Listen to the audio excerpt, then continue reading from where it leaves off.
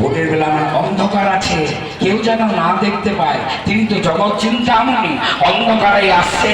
মহাপ্রভুর মুখে হরিনাম শ্রবণ করে হরিদাস ঠাকুর চিৎকার করে ডাকছে, প্রভু প্রভু আমি এখানে, প্রভু প্রভু আমি এখানে, প্রভু আমি এখানে। এসে এসে প্রভু যেই না গৌর হরি দুই বাহু প্রসারিত করে হরিদাস ঠাকুরের দিকে ছুটে আসছে। হরিদাস হরিদাস